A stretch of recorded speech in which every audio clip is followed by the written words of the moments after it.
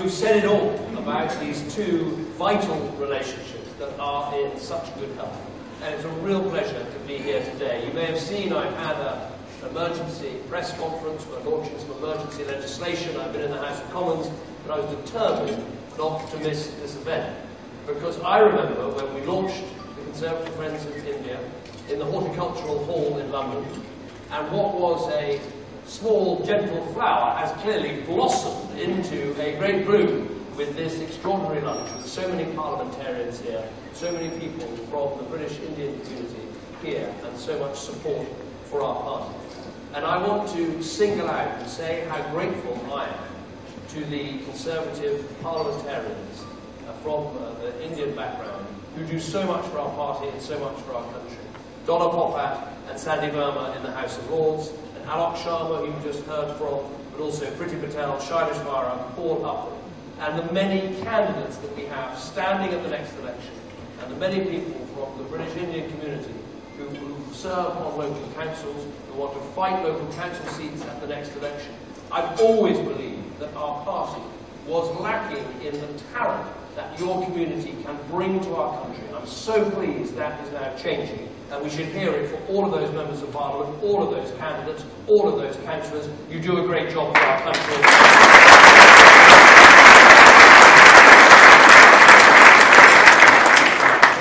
Now, the relationship between Britain and India, I believe, is extremely strong and can get much stronger. We see two countries that are on the rise in our modern world. And let me just give you three fabulous facts to back that up. Fact number one is that Indian business is investing more into the United Kingdom than it is investing to the rest of the European Union put together. British business, Indian business, creating opportunities here in the United Kingdom. Fact number two, the United Kingdom is now the biggest inward investor into India, with some huge industrial success stories like JCB and many others. So the economic partnership is getting ever greater. But fact number three is that Britain's biggest diplomatic presence anywhere in the world is actually in India. And it is bigger in terms of embassies and consulates than any other country has in India. I think that is testament to the scale of opportunity that we see in this absolutely vital relationship. And in the time I've got today, I just want to say the three things that I think are absolutely key to making sure we build on this relationship. The first is commitment. I know that with India on the rise, Britain should not for one moment take for granted this relationship. And I hope that you can see that as leader of the Conservative Party and as Prime Minister, I have given this relationship real commitment. The first overseas visit I made was to India. I visited India now more times than any other country, apart from Brussels, but of course I go there a bit more often, frankly, than I'd like to. But I think that you can see that in the commitment. You can see it in the trade missions that have been led, you see it in the ministerial visits, you see it in the very successful visit we had this week with the Chancellor and the Foreign Secretary visiting the new Modi government. So when it comes to commitment, I think you really can see that the commitment from the British side is definitely there. India was the first country where we launched our 24-hour visa service, a service we're now making available to other countries, but we were absolutely clear when it came to rapid visas for business and other visitors to Britain, India comes first. So that's commitment. The second is this is a relationship that should be based on respect. I think respect for the challenges that we face, and sometimes there are challenges we have in common. Both our countries face a terrible threat from terrorists, and we should always work together and fight the terrorism together that we face in our countries. But also respect for the histories and traditions and religions of our respective countries. Thank you, Alok, for what you said about my visit with Samantha to the Neasden Temple. I felt that I was definitely being shafted out of the picture with that extraordinary sari she was wearing. But I'll never forget that visit, nor will I forget my visit to the Golden Temple, one of the most beautiful and serene, moving places I've ever been to. Sometimes with the trials and tribulations of this job, I sometimes think of that serenity, that beauty and that calmness, and wish I could be there again. But it was a great visit to make, and I'm really proud to be the first serving Prime Minister to do that. But as we respect each other's countries, each other's cultures, we should also show real respect for each other's pasts, and also for our shared past, for all the difficulties that can sometimes arise. I think it's absolutely a brilliant decision that has been made this week to have in Parliament Square, alongside the statues of Lloyd George, of Churchill, of Mandela, that there will, in time, and I hope not too long, be a statue of one of the greatest men of the 20th century, Mahatma Gandhi. I think it's going to be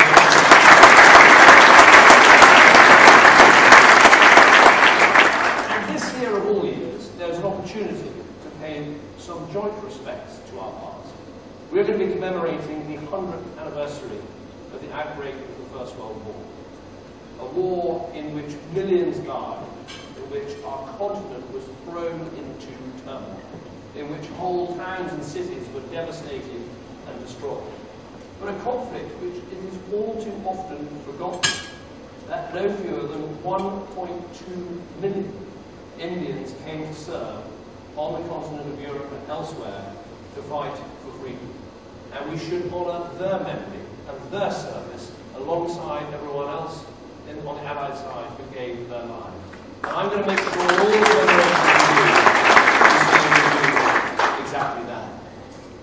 But really what I want to say about this relationship between Britain and India, alongside the commitment, alongside the respect, is I think the ambition that we should have for this partnership. Because yes, we're both enormous investors into each other's countries. Yes, we are solving some of the issues, visas and other things that have proved irritants in the relationship before. Yes, we're seeing great partnerships between our universities. We're trying to tackle subjects like climate change and the environment together. Yes, there are more visits from Indian politicians to Britain and British politicians to India, but I don't actually think we have yet even scratched the surface of how far this relationship can go. And I feel a real sense of enthusiasm when I look at that extraordinary Indian election that was held not so many months ago. Because Britain and India now both have bold, reforming governments that believe in free enterprise, that believe in progress, that believe that if we take long-term difficult decisions, we can serve our countries. I won't forget my conversation with Prime Minister Modi, congratulating him on his victory. I picked up the telephone and I said, it's great to be talking to someone who's just got more votes than any other politician anywhere in the universe. And of course,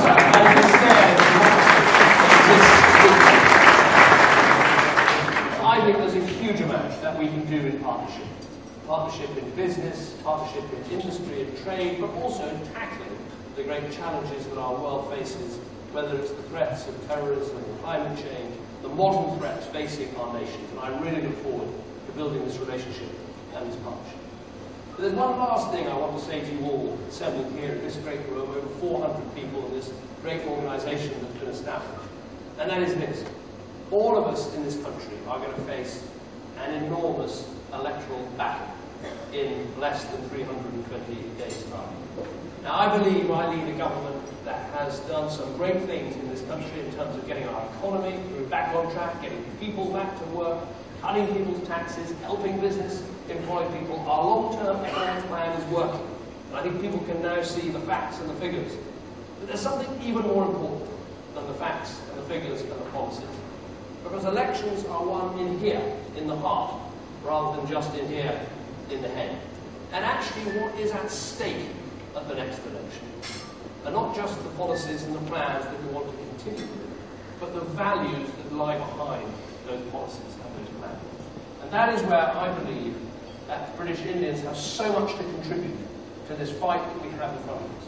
Because if we ask ourselves, what are the values that are going to make Britain succeed in the next decades ahead? They are the values that your communities hold dear.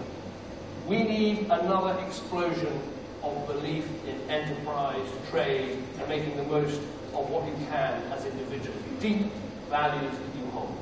We need to make the most of the family commitments that we make, looking after one another, strengthening our families, strengthening our community. We need a deep belief in serving our communities.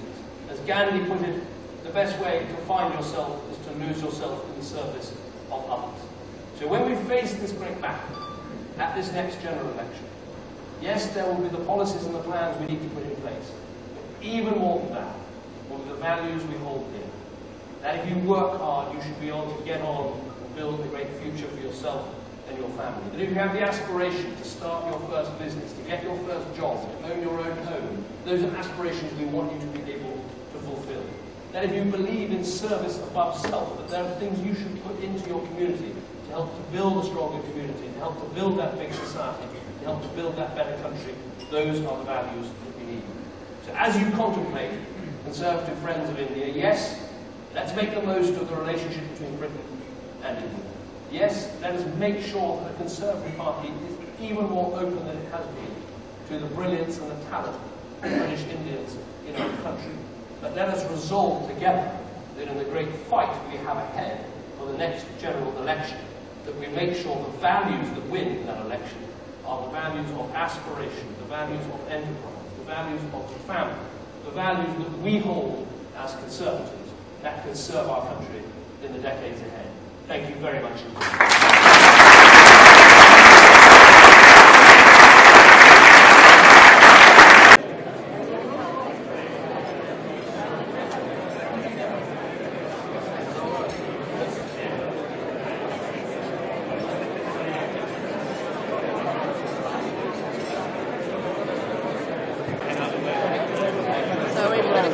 I'm afraid, sorry. Thank you.